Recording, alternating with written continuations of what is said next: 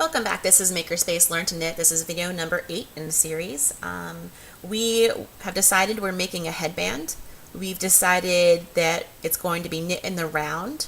So we've talked about our circular needles and different kinds and how they work.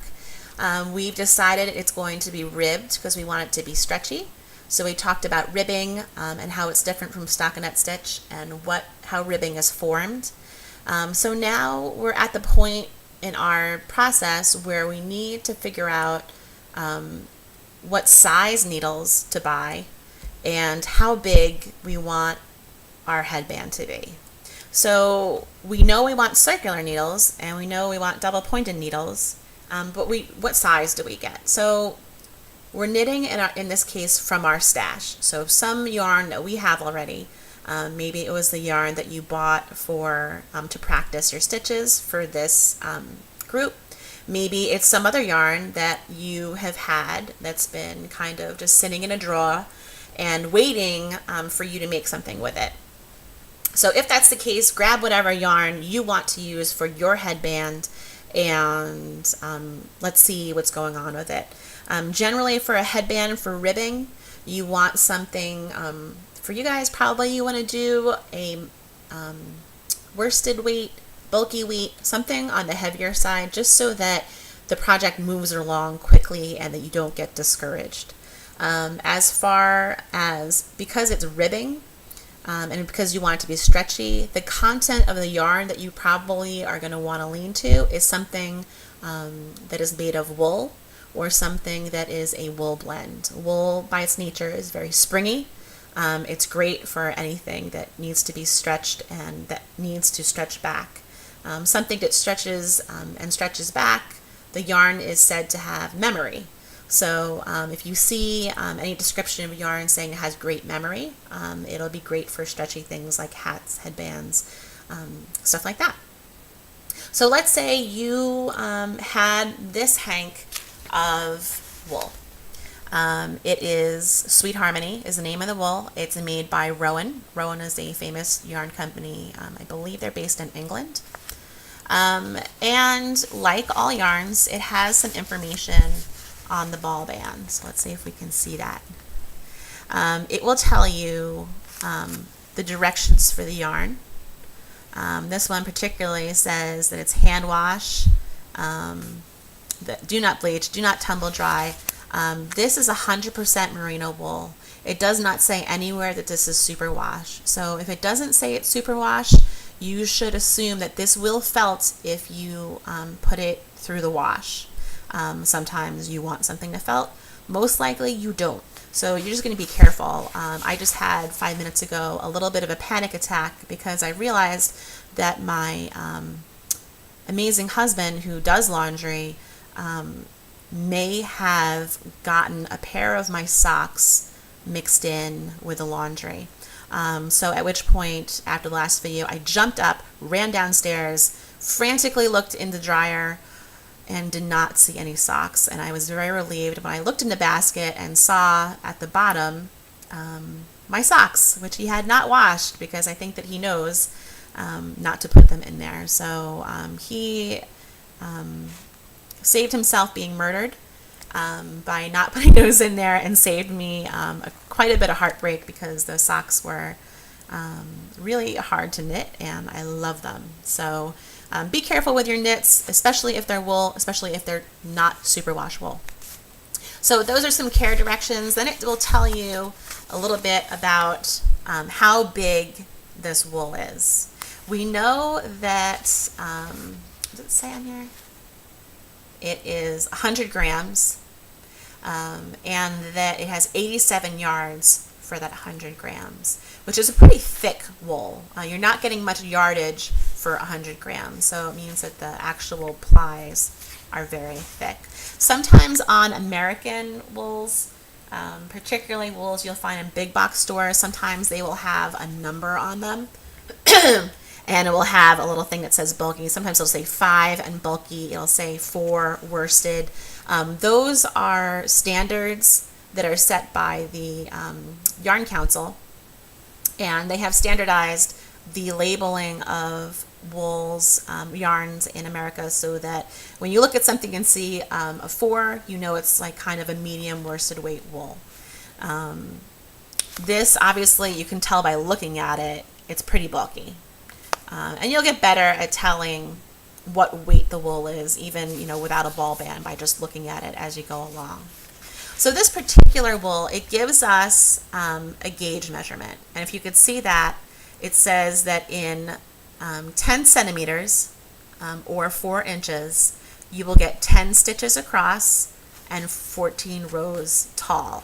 That is how the average of, on this set needles, 10 millimeter or a US 15 needle should give you an average of 10 stitches, 14 rows.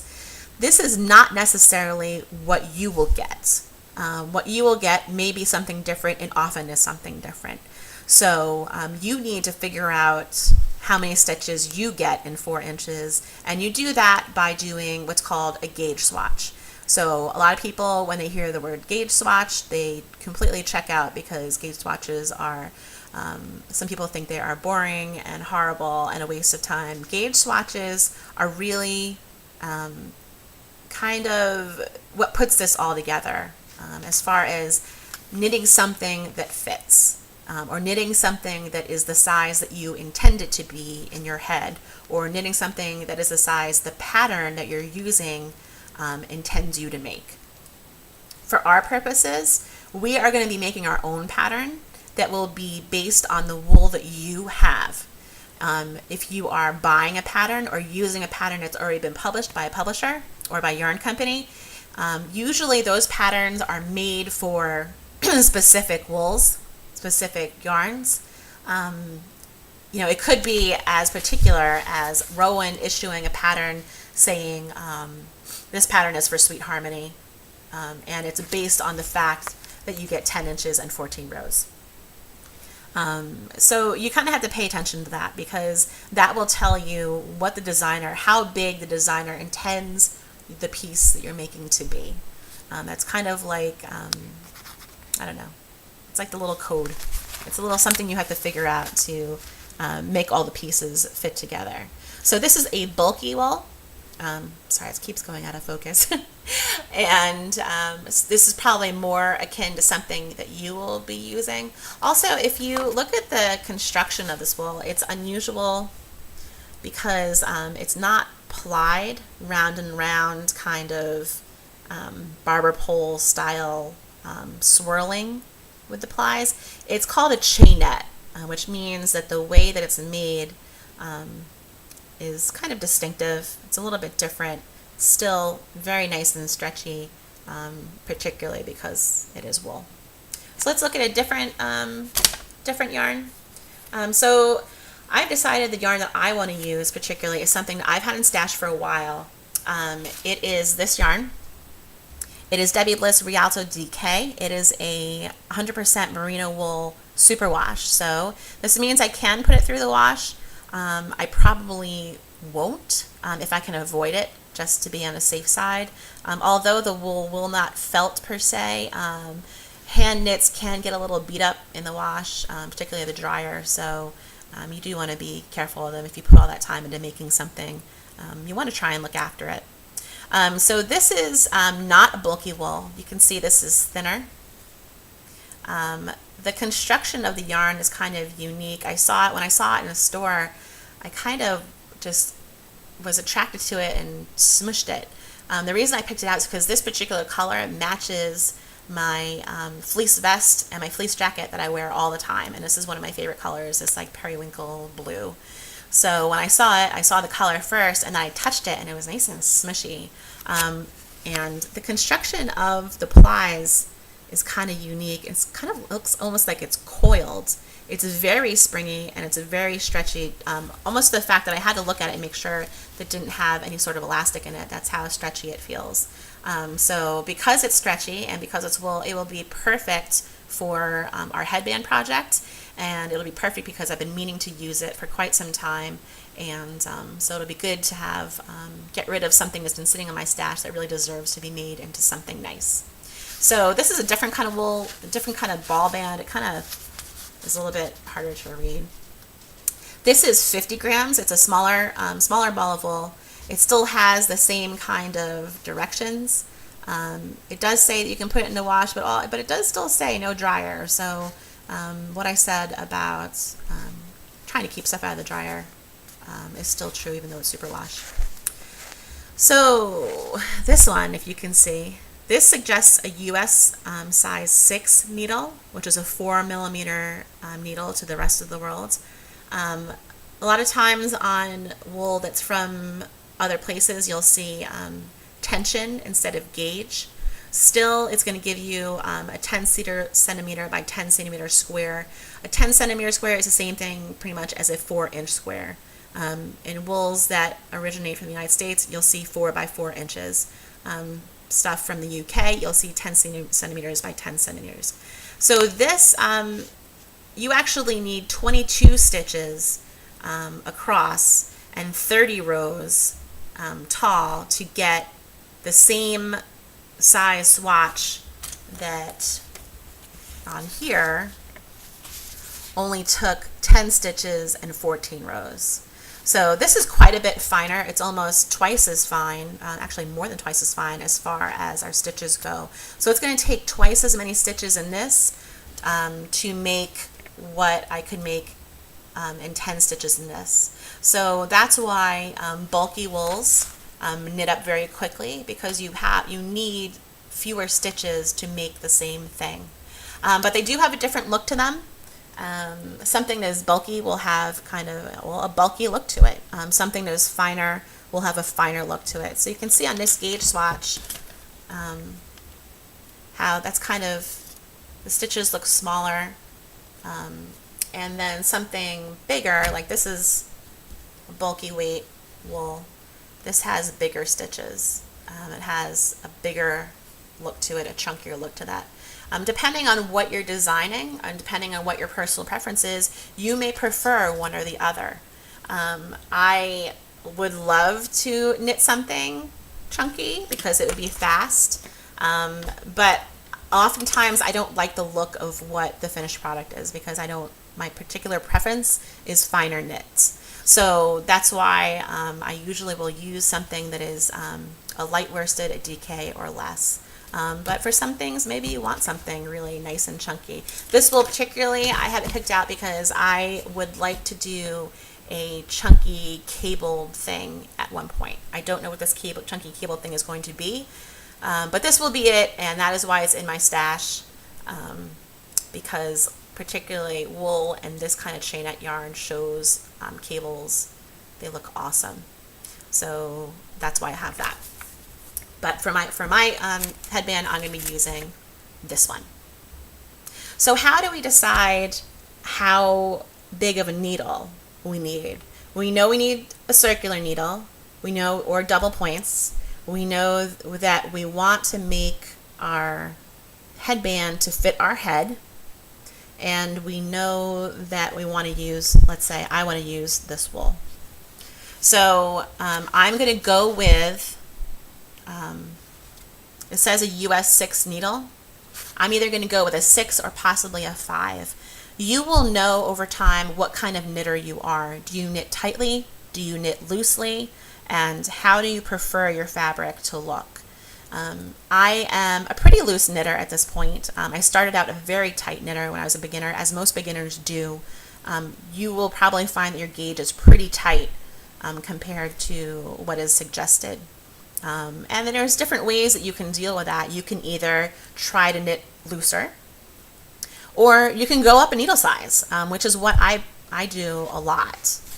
Or sometimes, now at this point, sometimes I will go down a needle size. So I probably actually will swatch this on a size 5 needle.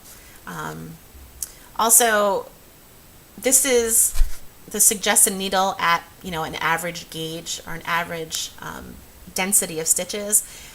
For a headband hat, something, you might want it to be just a little bit denser. So maybe you would go down a size in your needles. A lot of times with socks, a sock yarn will be suggested for like a size 3 needle, and I'll knit it on a size 1 needle because I like nice, dense, warm socks. Of course, that means I'm going to need more stitches, but that's the price you pay for having nice, warm socks. So that's a little bit about where you find the gauge information and how you decide what needle to buy for the yarn that you're going to be using. If you have a lot of different needles, or if you have a full set of needles, you don't really have to worry so much about it because you have every size. And if it's not working out for you on one size, you can go up or go down a size in needles. That's why when I was explaining about these, remember these interchangeable needles, how you can just switch out the tips. Sometimes that's a great thing to be able to do because you'll be knitting and you'll be noticing this looks a little bit loose. Let me go down a needle size. It's easy to do that. Sometimes you're going to rip out the whole thing and start again, but a lot of times you won't. So that's an easy way to go down and make your stitches a little bit smaller. So that is that. So for our purposes, we know that we want to make something ribbed that's going to go around our head.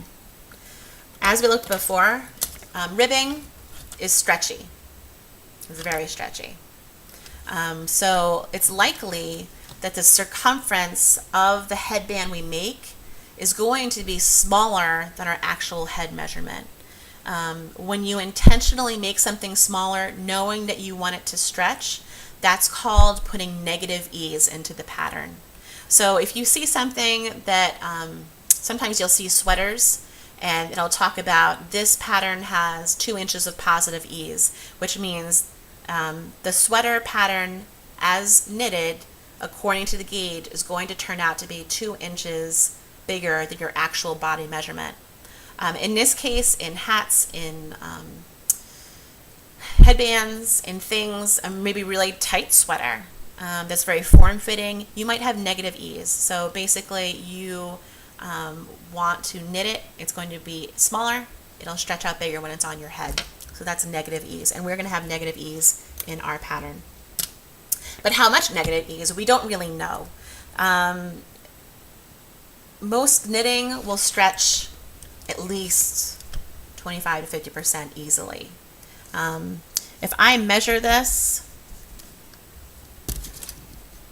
with my tape measure, let's just say when it's relaxed, it's probably around, I don't know, roughly 3 1/4 to 3 1/2 inches. I can stretch this and it will be, let's say, you know, like 6 1/2. So easily twice as much. So it's really like 100% more. So you can see how much, this is another reason why it's good to do a gauge swatch to practice, is because you will see exactly how much this stretches. Ribbing is going to be stretchy, but also as a function of the yarn that you use, might even make it even more stretchy. So it's a good idea to know how much stretch you actually have in your material before you decide. So you're going to measure your head. You're going to take a measuring tape like this, cloth or plastic. You're going to measure around your head how many inches is around, just where you would normally wear a headband. So I measured around my head and I got 22 inches. I think that's what I got. Let me see. Yeah, 22 inches. So I know that my head measurement, my actual measurement, is 22 inches. And that we want our headband to be smaller than our actual head measurement. So if this is our actual, maybe I would want to aim for something, I don't want to really stretch it out all the time, but maybe, I don't know, a couple inches of positive ease. I'll say 4 inches. So if we have, I'm sorry, negative ease, that is. So if we have negative ease, 4 inches, we really want our garment measurement to end up to be around 18 inches. So that is, when it's relaxed, just hanging out here, we want our thing to be 18 inches circumference around, or about 9 inches when flat. It's kind of hard to measure around circular knitting, but it will be a different measurement all the way around than it is just smushed flat and times 2. So you do kind of have to pay a little attention to that. Ribbing is particularly hard because you have to try and measure it without distorting it, but it's kind of not the way it's going to be worn on your head. So we're going to have to do a rough estimate and see how it works out. When you are designing for a specific wool, knowing the gauge that you get is helpful into deciding how to get to this 18 inches. So I have a calculator here, we have a measuring tape, now we're talking, and some people will be like, oh my God, oh my God, oh my God, math, this is horrible, I can't do this. You can totally do this. The key between how many stitches we want to make all the way around and how to get this 18 inches is how many stitches per inch.